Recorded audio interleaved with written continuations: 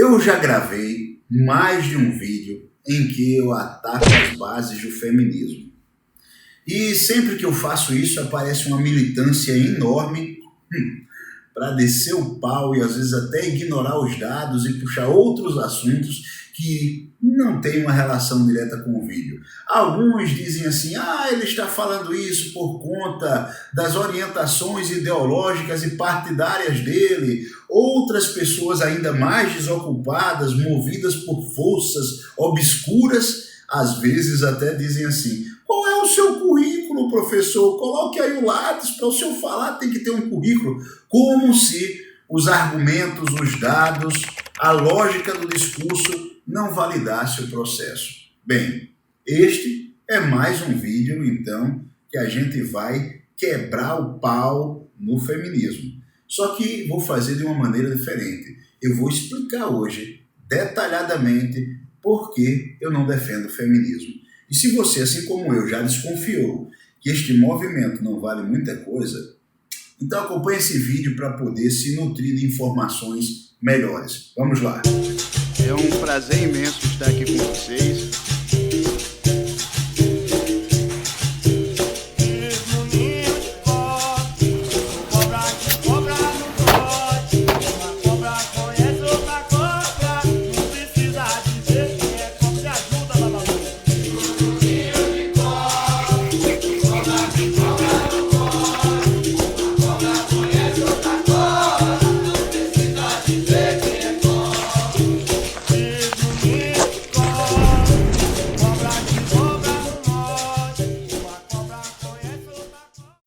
O movimento feminista, principal argumento que seduz inclusive homens, eu diria que na maior parte dos casos, homens que não têm clareza do seu papel de homem, são seduzidos também por esse movimento, porque eles dizem da seguinte forma, lutamos por igualdade e por respeito. Por igualdade e respeito de mulher, eu também luto, eu também defendo. Mas qual é o ponto, então, que o professor Tamuia não defende o movimento feminista? Eu vou começar colocando da seguinte maneira. Eu sou de origem indígena e na minha relação familiar, as mulheres sempre trabalharam, sempre estiveram fora, sempre estiveram fazendo algum tipo de esforço. Professor, o senhor está dizendo então que as mulheres ali caçavam? Sabe por que elas não caçavam? Elas não caçavam de arco e flecha e lanças correndo atrás dos animais, porque havia uma diferença, na verdade, uma diferença fisiológica na resistência para abater grandes caças. Mas a minha avó, por exemplo, foi uma exímia caçadora de armadilhas. Foi com ela que aprendi a fazer a maior parte das armadilhas, e era por meio dessas armadilhas que ela levava a maior parte dos alimentos proteicos para dentro de casa. Professor, então é por isso que o senhor contra o feminismo? Não, feminismo, eu vou entrar devagar aqui. Eu estou apenas argumentando e deixando claro como, na verdade, algumas alegações elas se encaixam em alguns blocos culturais, mas elas não cabem em outros. E quando isto começa? Lá na Revolução Francesa, no final do século XVIII. Eu vou remeter aos jacobinos e aos girodinos, falando da ideia de opressores e oprimidos. Esta relação de opressores e oprimidos que é tão presente nos movimentos de esquerda, inclusive no feminismo. No feminismo que vai chamar os homens de opressores ou sistema patriarcado opressor e as pobres coitadas das mulheres como oprimidas. Mulheres coitadas que foram obrigadas a ficarem em casa, trabalhando apenas com serviços domésticos, mulheres que eram proibidas de votar e que, coitadas também, não podiam fazer o exercício da democracia, simplesmente porque os homens eram bárbaros, selvagens, malvados e patriarcais. Será que isso de fato tem fundamento? Será que isto de fato tem substrato? E isto é a forma que foi apresentado para você. O movimento é legal, o movimento luta por igualdade, nós devemos combater os opressores, mas até que ponto isso está mesmo fundamentado na realidade? E aí eu estou remetendo primeiro a Revolução Francesa, que ocorreu lá no final do século XVIII, para a gente entender muito bem como é que começa esse debate entre opressores e oprimidos, esquerda e direita. Muita gente vai dizer assim, professor, o que o senhor entende de direita não é bem a direita, pode existir na esquerda também. Eu sou filho de uma professora de história, historiadora, esquerdista, cresci nesses movimentos, me formei numa universidade pública federal, li tudo sobre Gramsci, li tudo sobre Marx, e ainda assim as pessoas acham que eu sou um ignorante nas definições de esquerda e de direita. É interessante, tudo que se fala que não é de acordo ao que este grupo pensa, bom, automaticamente vem um rancor. É muito triste ver que as pessoas se comportam dessa maneira, mas vamos lá entender. Jacobinos e girodinos. Os girodinos representando a direita porque estavam ali na Assembleia Francesa do lado direito. E os jacobinos representando a esquerda porque estavam sentados à esquerda da Assembleia.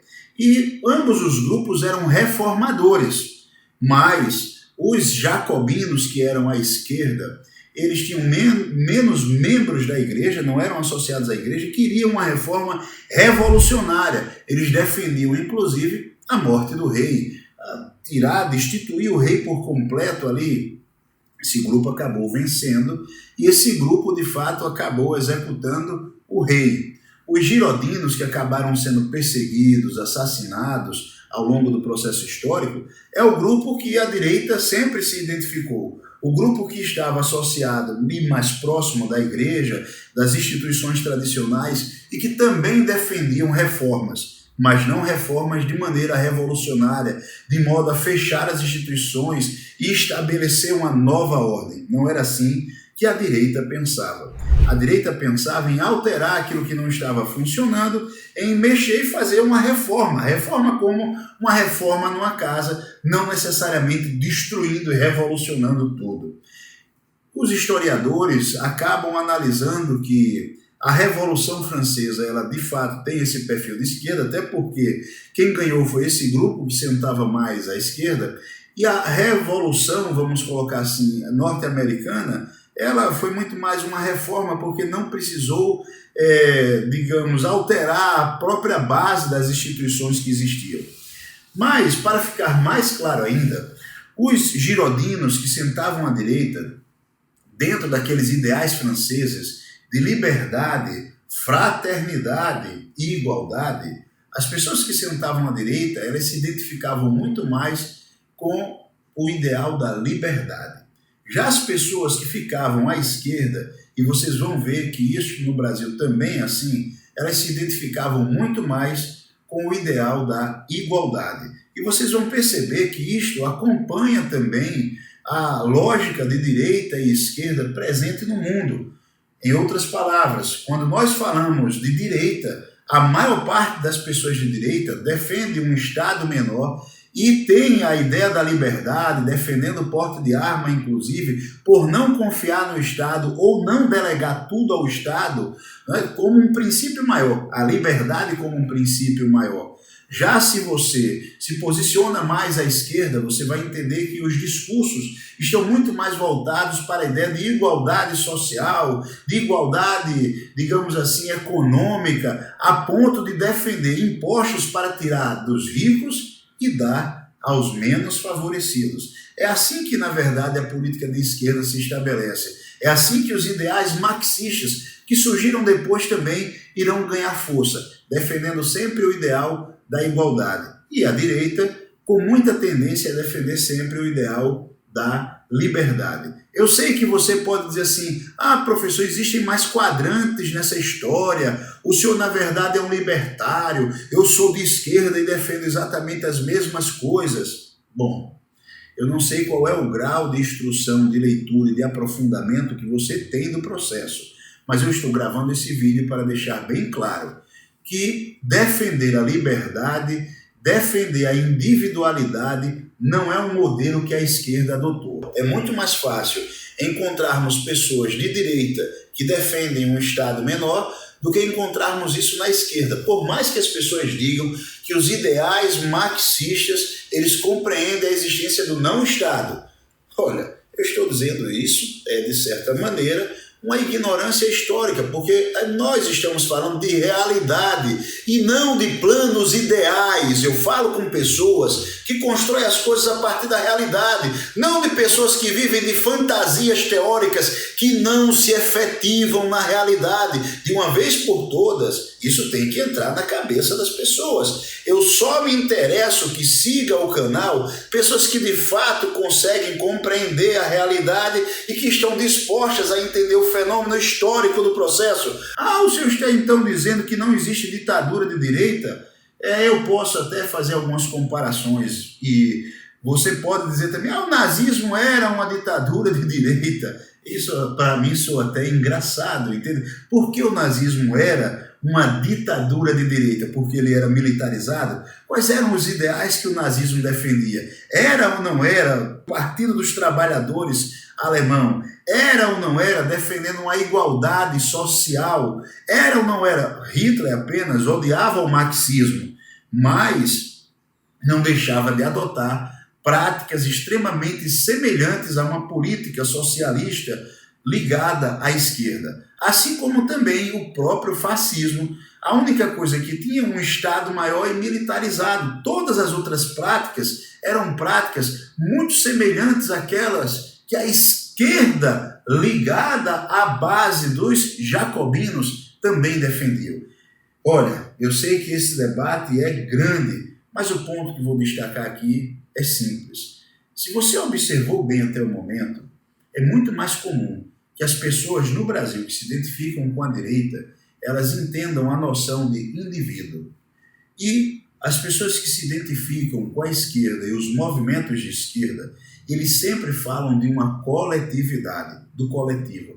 É como se as pessoas ali no coletivo perdessem a identidade própria. Tanto é que a gente vai falar de coletivo de mulheres, a gente fala de movimentos sociais, como se os movimentos sociais fossem todos cooptados pela esquerda. É como se anulasse o sujeito, como se não existisse mais a noção de indivíduo e o papel do indivíduo atuando.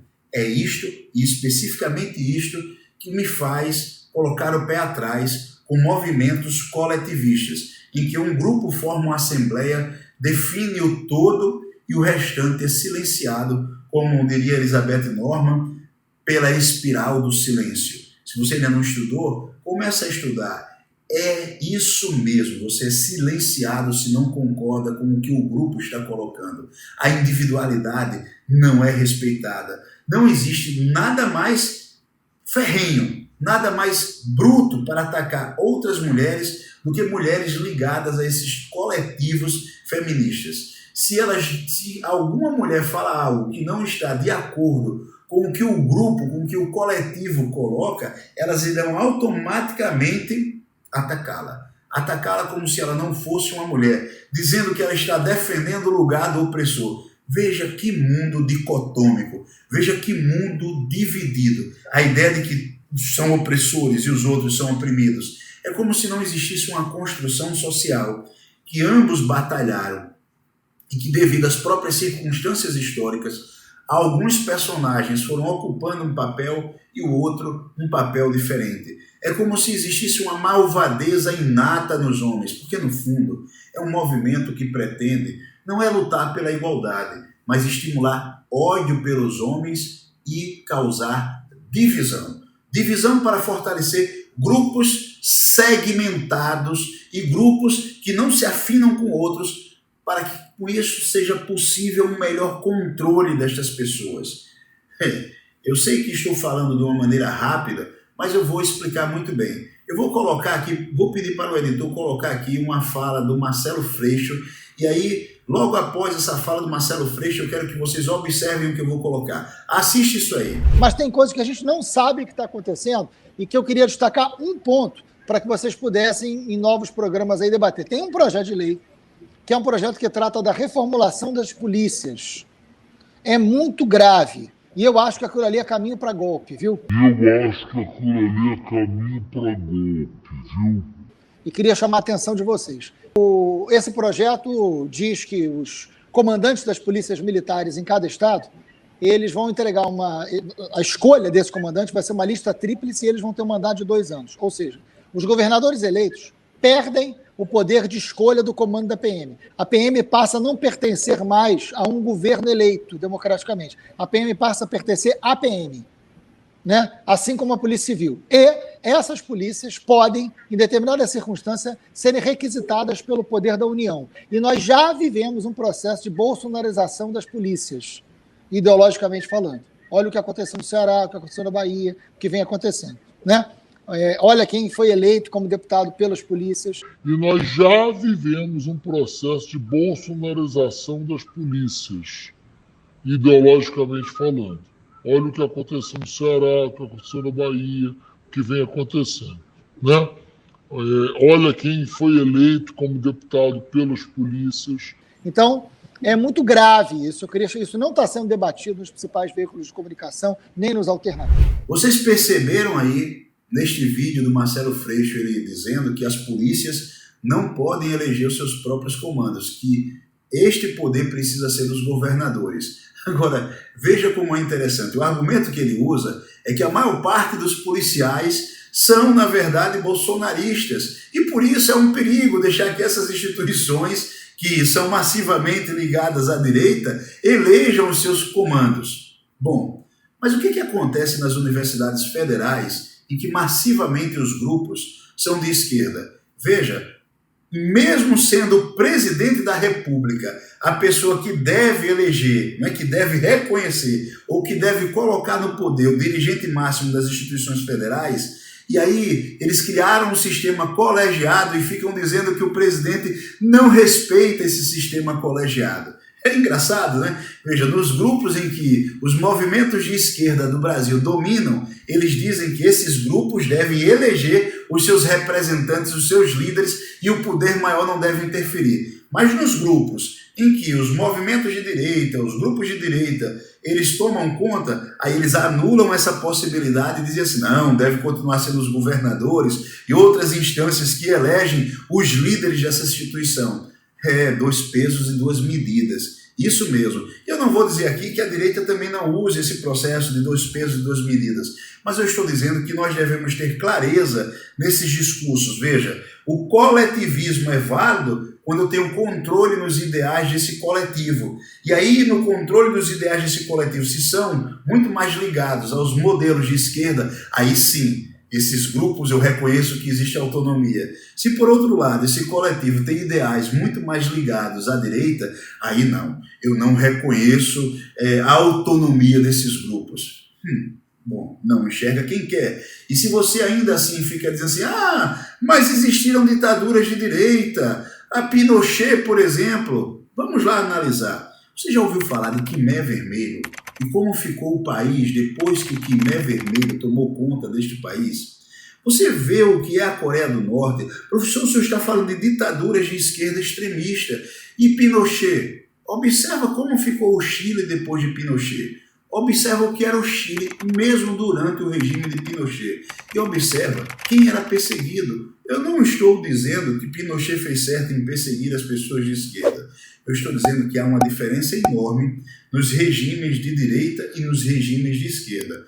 E se você fica falando assim, mas é muito relativo, porque pode ser de esquerda e pode defender uma liberdade maior, como o anarquismo, meu filho. O professor Tamuy, assim como o canal dele, fala de realidades, falam de modelos históricos que aconteceram, que existiram de fato. Eu não estou falando aqui de fantasias ideológicas que você alimenta na sua cabeça, talvez por meio dos livros de história, escritos também por pessoas que têm a mesma corrente de pensamento sua.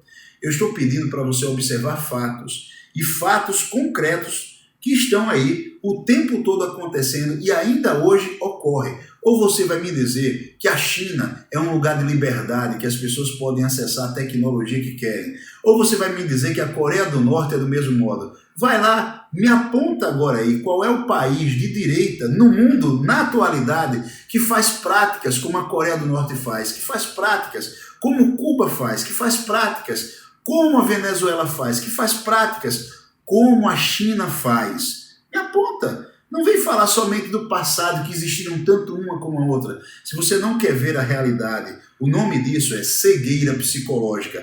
É viés da confirmação. Vai lá, digita no Google o que é viés da confirmação. Você vai encontrar claramente que você tenta confirmar as ideias que você já tem na sua cabeça. Sabe por quê? Porque dá muito trabalho desconstruir tudo para enxergar a realidade como ela é. Então, vamos lá agora diretamente para o movimento feminista. E por que eu não sou feminista e nem defendo esse movimento feminista? Vamos lá. Os movimentos esquerdistas, e eu falo os movimentos feministas esquerdistas, eles todos estão pautados em modelos marxistas. A própria ideia de, digamos assim, Dia da Mulher, a maneira que se luta pela igualdade, não tenho a ideia que o professor Tamoia não defenda a igualdade entre homens e mulheres. Eu sou um defensor pela igualdade de direitos entre homens e mulheres. Mas veja como o movimento degringola para uma outra coisa e começa a argumentar, às vezes, a própria palavra, a ideia de gênero, colocando como se não existissem diferenças biológicas entre homens e mulheres. Pô, isso precisa ser muito ignorante, muito desconhecedor das bases biológicas para fazer esse tipo de defesa.